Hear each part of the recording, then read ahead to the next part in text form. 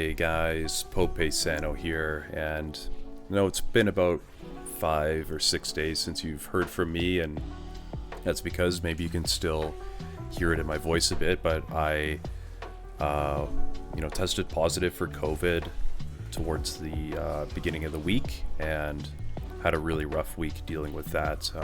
Have been pretty much down and out, honestly, the entire time.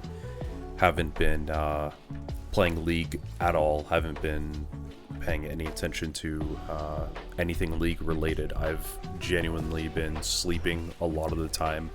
I've been just trying to kind of battle through it, I guess, and so I apologize if I don't sound super clear, if I sound a bit nasally or a bit congested. I apologize if I have to, clear my throat or, cough or something like that. I'll try not to do that into the mic, but wanted to just catch up with you guys a little bit and, talk about a few things that are on my mind, a few things that have to do with League, and also a few things that I've just been thinking about in my world, in life in general right now. And so this is going to be, I guess, Pope Talk episode 3, I think.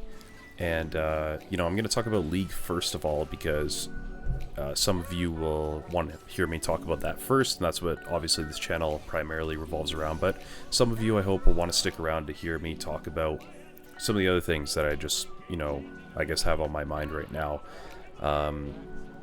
But yeah, first things first, I just wanted to give you guys that bit of a life update in that sense. Like, I don't want to be that type of content creator that just disappears for a while. That was not my intention. Obviously, when you have something like COVID, it can get really bad, and for me, definitely one of those times where for a few days there, I don't think I've ever been so sick in my life, actually. Really struggling. Thank goodness my wife is an RN, actually. She was able to, really help me out. But yeah, I just want to talk about League a little bit. So I guess I'll just start off with that. I've been getting a lot of messages from people, comments on Discord, on YouTube, even messages on League. People being burnt out with ranked. And I want to talk about a few of the factors that I think are playing into this that I'm hearing from people. First off, I'm hearing that a lot of people feel like they don't have control over the games that they're playing right now.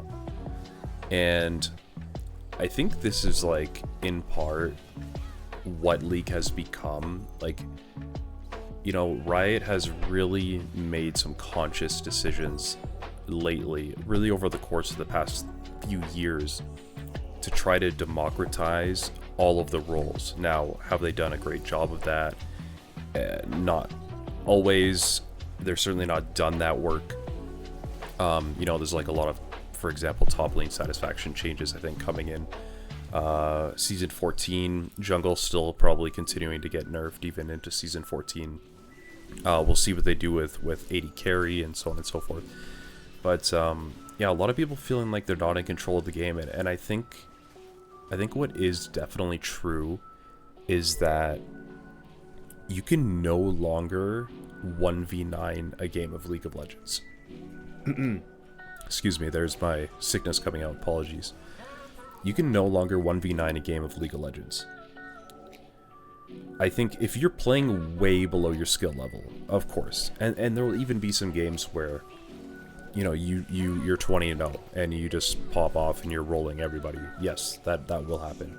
But, like, I'm talking about your average game. I'm talking about the 90, or maybe I should say like the 70-80% of games that you're going to play that are going to be relatively close,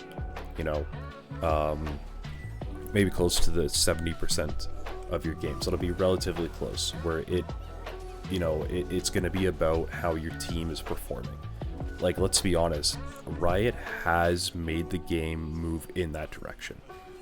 Now, it is a team game, and I think in some sense it is healthy for the game to move in that direction. I think, you look back to like Season 6, right? When jungle was like ridiculously overpowered.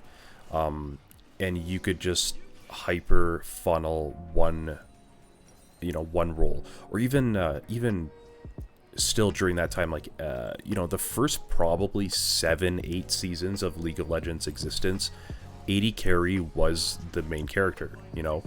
You just needed to play till late enough when your AD carry became so strong, they were the main character of every single game. That's just not the case anymore. So I think in some sense it is healthy that it's not like that. And I think of like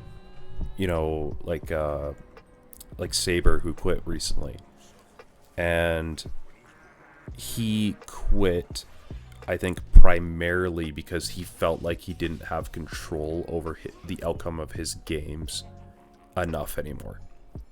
Now, we have to ask the question though, to what extent are we being realistic about how much control we should or shouldn't have, right?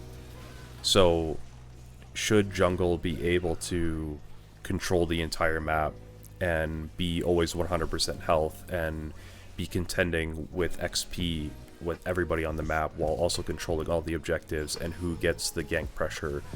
No, it shouldn't. And I think in that sense, Riot is making good decisions. But that means if you're a jungle player, like I was, I guess, I still am, obviously, but I'm exploring other roles, then you're going to have less control.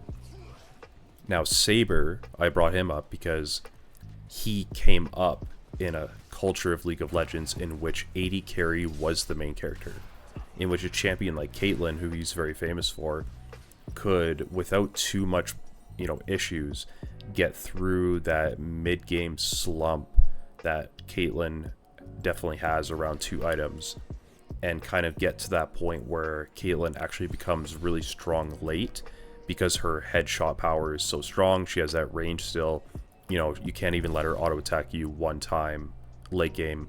So Caitlyn's really strong early and really strong late. Well, from seasons, I started in late season 3, early season 4, so I can't speak too much to season 2, but from my understanding, really from Caitlyn's release all the way until probably season 8, season 9, when we started to see major power creep in a lot of the other roles,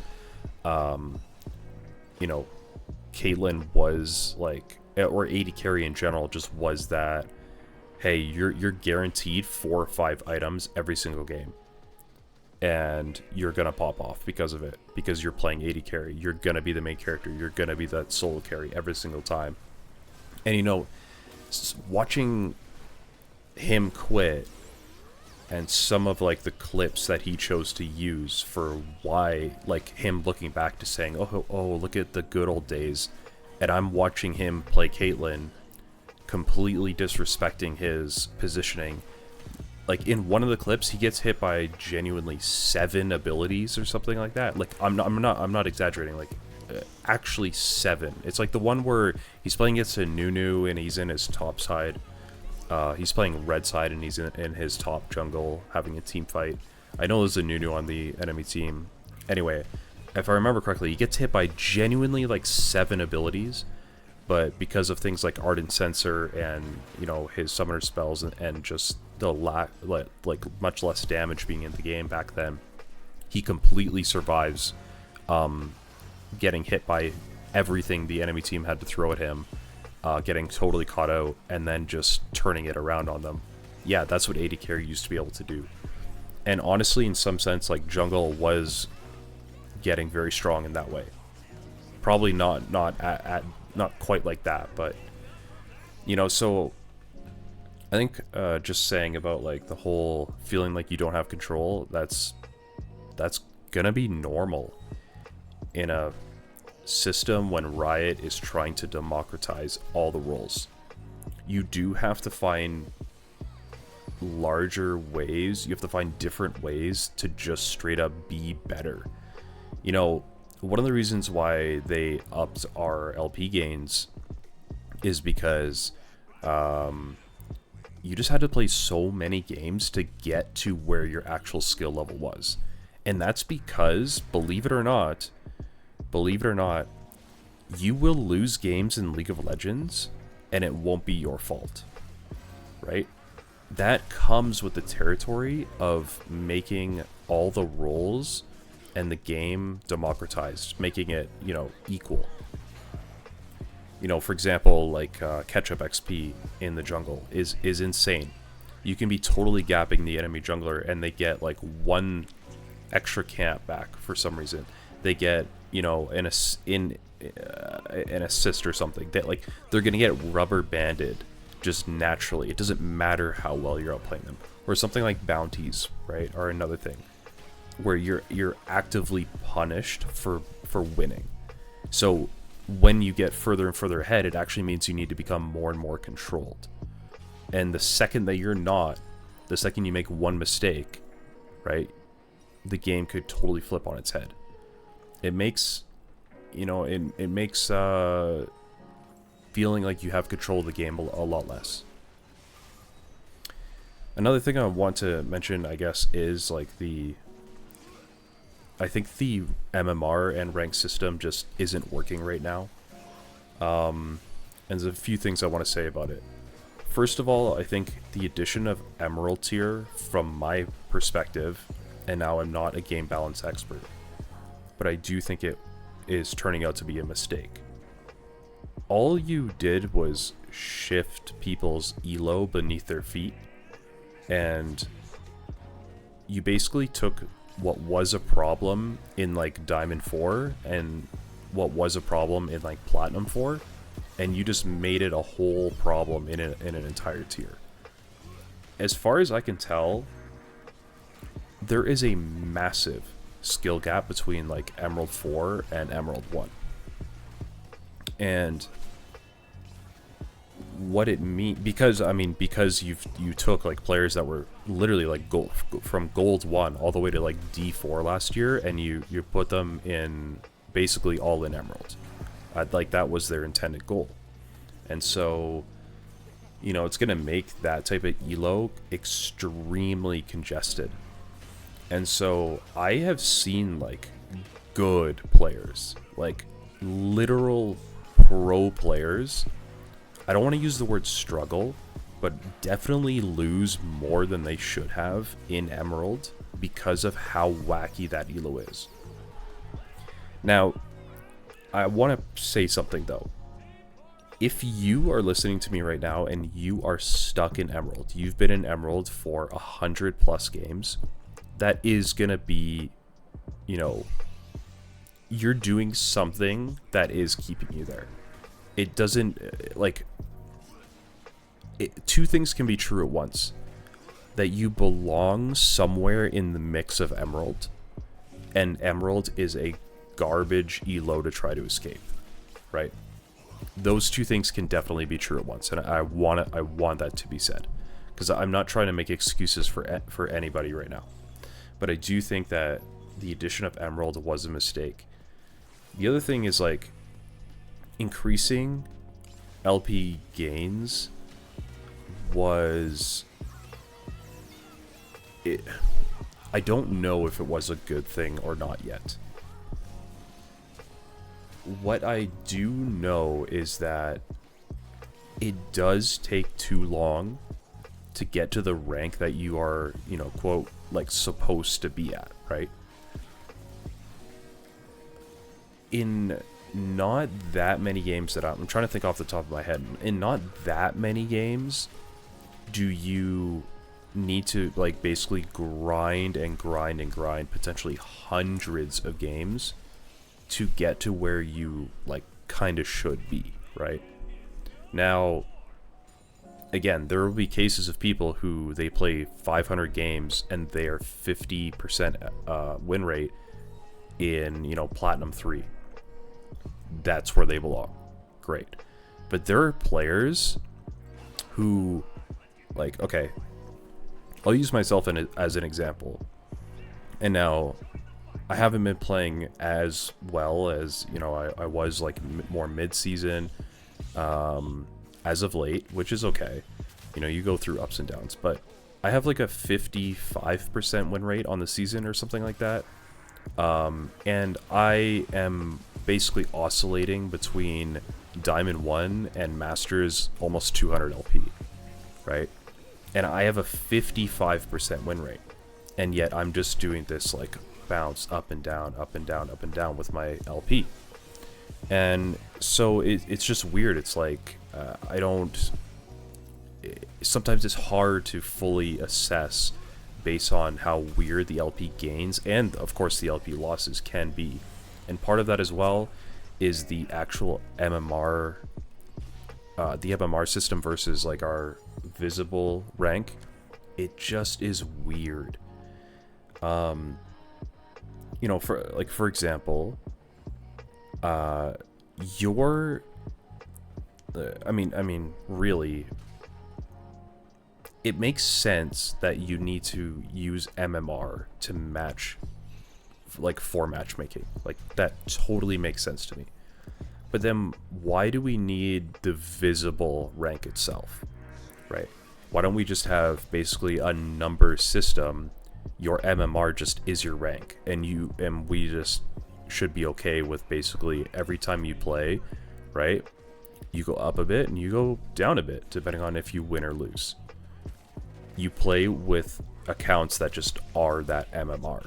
I feel like that would solve a lot of problems, a lot of confusion. You know, one thing we're seeing this season a lot is huge visible rank discrepancy in the same game, right? So even for example, right, going in, when I load into like a master's lobby, and there's the random like Emerald 1 players that are in that game. Well, obviously they're not Emerald 1 playing, just getting randomly thrown into a master's lobby. That's probably a Grandmaster or a Challenger Smurf account. Not probably, it actually invariably always is. But the point being is, like, that example is probably the only example in which it is clear when I'm loading into a master's lobby, if there's an emerald border loading in with me, you know that player is very, very good, because their MMR is just so incredibly high, right? For that emerald account to be placed like 1,000 LP above where it is. And so, you know, that's the only example in which it's like, okay. But I've seen with friends, you know, where it's like you're loading into a game, and I have one friend who, he's low silver right now. He loads into a game, on the enemy team there might be 2 platinum players, and now the obvious answer is just that, well, those platinum players have very low MMR, or maybe his MMR is very high. But really, I think what the core issue is that it just leads to a lot of frustration. And I think Riot needs to seriously consider getting rid of visible rank, or at least like seriously changing how it works. Anyway, so I just wanted to talk about that league stuff. I want to talk about some more life stuff, things that are swirling in my head. So, you know, if you guys enjoyed this type of content where you just get kind of chill gameplay, this is a good time to say, hey, just leave a like, leave a comment, leave a sub. But I'm going to continue talking, so for those of you that just wanted to be here for the league stuff, let me know your thoughts in the comments, but I'm going to keep going for a little bit. So yeah, just on the topic of confusion, honestly, there is... I want to say this really, really slowly. I want to choose my words really, really carefully, because when people don't know you, they don't know your intentions, like, things can come off weird. And so you're just going to have to hear me out. It is a very cliche thing to say that there's a lack of critical thinking in our world. But recently, I have felt that to be more true. Maybe I should say I've realized more recently that it is a true thing, yes, but it's almost like I've just been experiencing that more often. And I feel like it has actually thrown me off, almost like realizing how incapable our world is, like people around us are, of thinking well. The word that comes to mind is like, we need a healthy dose of clarity right now. As I've said in plenty of videos by now, I come from an academic perspective. That's my world. That's what I do. That's the life I live. And it's not even like the university halls are certainly not above this. The inability to actually think critically about something. And now, I'm not talking about trivial things. I've been very astonished lately at, looking at just the state of things going on in our world. And by the way, I'm not going to make any type of political declaration right now. But I do want to say that I am disheartened, and I'm actually myself in turn thrown off, and I feel like I am in a fog when I look at people around me and I see them supporting things like conflict and war and atrocity, as long as it's their side or their ideology that is winning. It's this is not anything new even. This has been going on since humanity has existed. And so I'm not talking about this because I think I'm solving some problem. Really, I'm just talking about this because I think that my Pope talk is a place for me to connect with my audience and just give you guys a little bit of insight into the things that I think about in my day-to-day life, and some of the things that I'm encountering. And obviously there are world conflicts going on right now: Israel and Palestine, Ukraine and Russia, airstrikes in Syria, and tensions between the United States and Iran, and so on and so forth, right? You could just list it. But it's more nuanced, I guess, is what I'm trying to say. It's not like it's not that it's people going like, oh, I can clearly see that what I'm supporting is just outright wrong and I just don't care.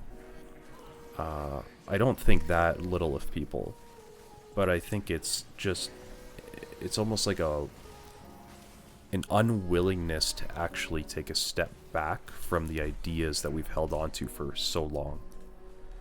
And that's when things can become a problem. If you're unwilling to actually open the palm of your hand and let go of some of the ideas that you have had your whole life, and when I say let go, I mean to do your absolute best to objectively take a look at those ideas. What has influenced those ideas? How have you come to those conclusions? How do those ideas actually play out in your life? Are they healthy for you? Do they make you a better person? Do they make you treat people better? Do they, help you think more highly of those around you? Do they inject good into the world? Asking those very serious questions about these things that we hold so dear to us, I think is very, very important. And it's not something that I see often enough. It's not something that I do often enough either. It's something that I'm trying to do more, And I mean, again, I feel like I'm speaking from a slightly privileged position because the work that I do literally seeks to find out what a text, what a body of literature means, regardless of what I want it to mean, and I feel like that's a really unique thing to be able to kind of get to do.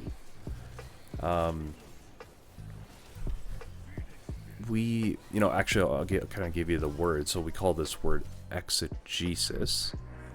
And basically what this word means is it's the process of finding out what a text means, like what the actual meaning is.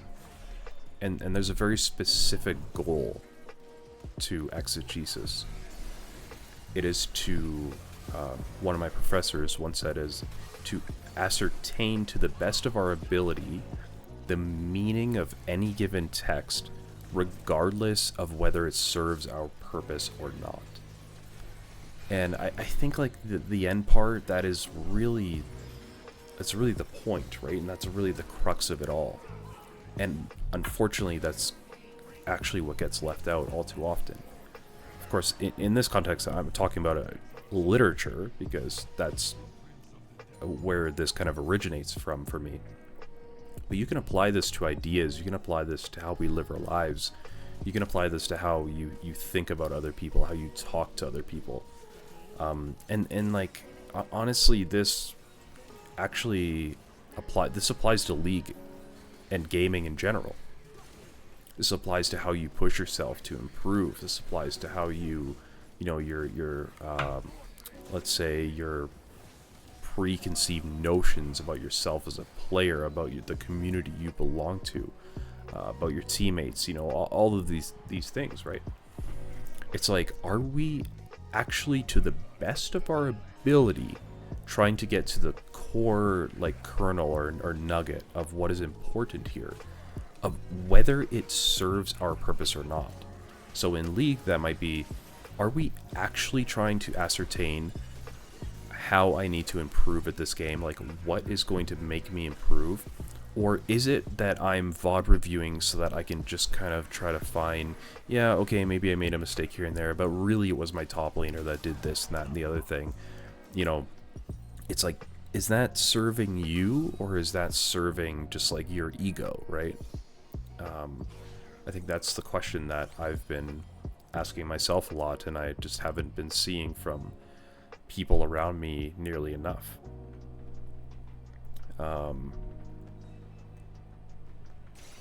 Another thing is like the role of something like exegesis, in which you are trying to find out the meaning of a text.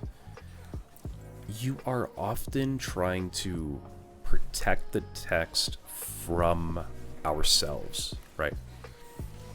In my world, I say in our world, you come to anything with your own context, with your own lens, with your own viewpoint, your own experience, your own traditions, and you apply that to the topic that you've approached, whether you want to or not. It's actually a very difficult thing to overcome that. And that's what makes critical thinking actually very, very difficult. That's what makes conversing very, very difficult as well. Even like the way that I'm speaking to you guys, for those of you that are listening to me, it makes that very, very difficult right now, because even as I explain my thoughts about how Riot should balance the game, or how we need to like think well in our day-to-day lives, of course I'm doing that from my experience. So and I'm giving you guys like words and definitions that come from my world, and so you can see how it's really, really difficult to escape that. But you have to continually assess. You have to continually ask yourself, like, am I being real right now? And maybe in some sense, like, we know how to ask that question to ourselves the most, right? Probably looks different for all of us. But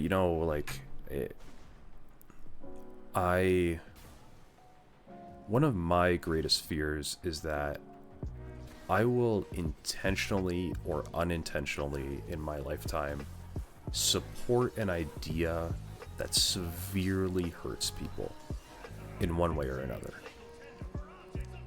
And I don't mean like physically, I don't mean any one way, right?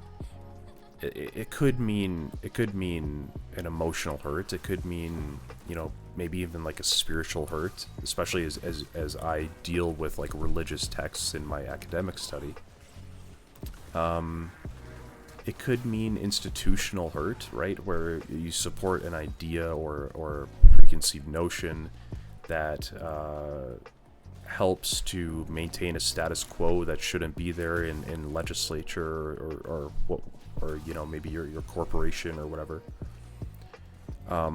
That's a big fear of mine, and so I'm trying to learn how to balance that fear with like leaning on what I balance that fear with leaning on what I know and who I am, and like the expertise that I've kind of gained throughout my life, and specifically my education that I've spent way too much time and money on at this point.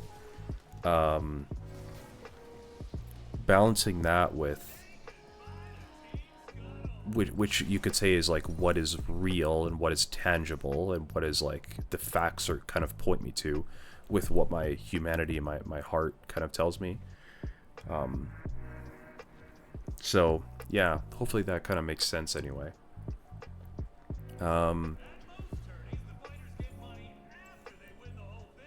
Yeah.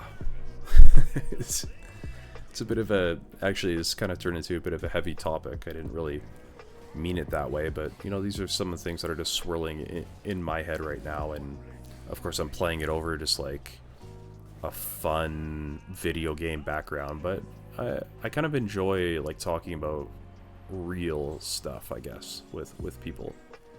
And so maybe you guys enjoy listening to this just on a second monitor or whatever. That's works too. But let me know in the comments if you guys want this type of thing more. I would like to do this, and again, I would like to talk about this type of thing, but even give you a bit more insight into specific work that I do. But yeah, let me know what you guys think. Do you guys agree with me, push back about what I have to say about thinking well and critical thinking in our world? Yeah. My intention is not to push anyone away or to alienate anybody ever. So, you know, if it ever comes across that way, please know I'm definitely not meaning to do that. But anyway, I just wanted to touch base with you guys. Been sick a lot for the past few days, and just wanted to, I guess, you know, put something out for you guys. So, hope you guys have a great day. I'll be back here with more videos soon. Pope out.